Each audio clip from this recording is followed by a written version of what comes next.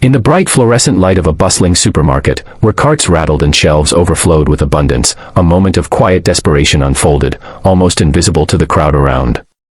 A young mother stood frozen in front of the baby formula section.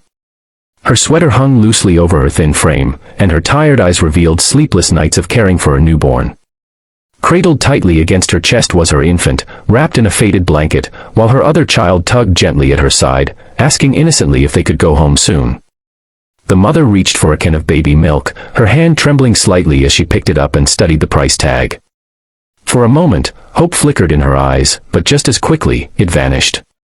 She looked down at the few crumpled bills in her wallet, sighed deeply, and with heartbreaking reluctance, placed the can back onto the shelf. It was a simple act, but it carried the weight of a storm. Behind her, unnoticed until now, a man in a tailored black suit had paused in his stride. His eyes followed the mother's weary movements, and though he was a stranger, something about that moment gripped his heart. He was a millionaire, a man who had spent years climbing the ladder of wealth, power, and influence. Yet in that instant, none of his riches seemed to matter compared to the sight of a struggling mother quietly surrendering to the cruel reality that she could not afford the milk her baby needed. He watched as she turned away, her shoulders heavy, her child pressing closer to her for warmth and comfort, and something inside him shifted. If you believe in kindness, in the power of second chances, and in the idea that even the smallest act of compassion can change a life forever, please take a moment right now to like this video, share it with others, leave a comment about what kindness means to you, and subscribe to Kindness Corner. Together, we can spread hope where it's needed most. The mother's name was Emily. Life had not been kind to her lately. Just a year ago, she had a husband, a small home, and a dream of building a family filled with love. But tragedy struck without warning when her husband was taken from her in a sudden accident. Left alone with 2 children and bills that never stopped coming, Emily had been forced to choose between rent, electricity, and food almost every day. She picked up part-time work where she could, cleaning houses and taking night shifts at a diner, but no matter how much she tried, the math never added up. And so she found herself here, in this supermarket, painfully aware that even a can of baby formula was beyond her reach.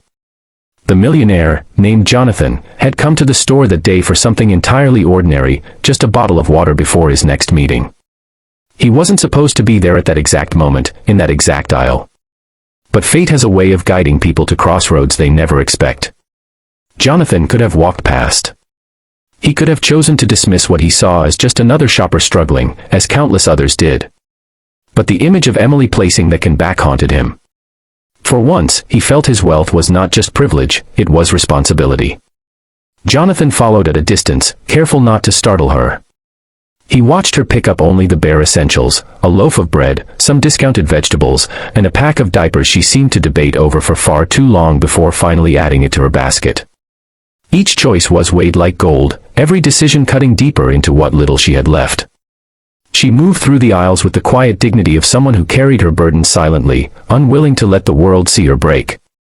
When she reached the checkout, Emily's anxiety became even more visible.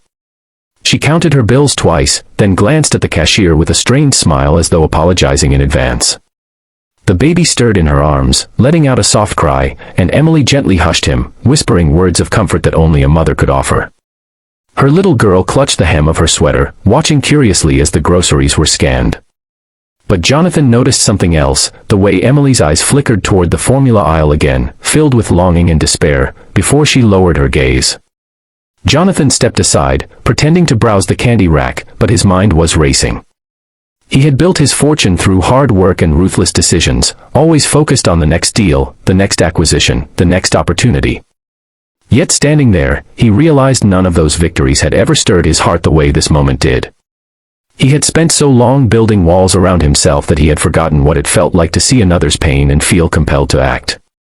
As Emily left the store, clutching her meager groceries, Jonathan made his decision. He followed her into the daylight, where the sun cast long shadows across the parking lot. Emily was walking slowly, balancing her crying baby in one arm while holding her daughter's hand in the other. Her car was an old, beaten-up sedan that looked like it had survived one too many winters. She loaded the groceries carefully, as though afraid of damaging even the cheapest items, and her little girl climbed into the back seat quietly. Jonathan approached, his step steady but filled with purpose. He didn't want to frighten her, so he spoke gently, explaining that he had seen her in the store and wanted to help. Emily froze at first, her guard immediately up. Life had taught her to be cautious, especially around strangers who claimed to offer kindness. She shook her head, insisting she couldn't accept charity, her pride fighting against her desperation. But Jonathan's sincerity was undeniable. His voice carried no pity, only genuine compassion.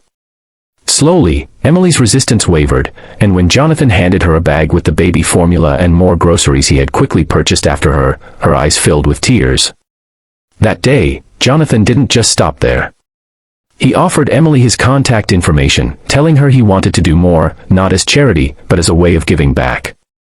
At first, Emily was overwhelmed, unsure whether to trust him. But over the following weeks, Jonathan stayed true to his word.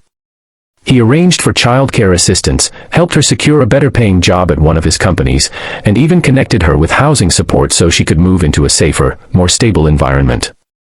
The transformation didn't happen overnight, but step by step, Emily began to rebuild her life. She could finally sleep without the crushing anxiety of wondering how she would feed her children the next day. She could dream again, not just survive. Her daughter laughed more freely, her baby grew stronger, and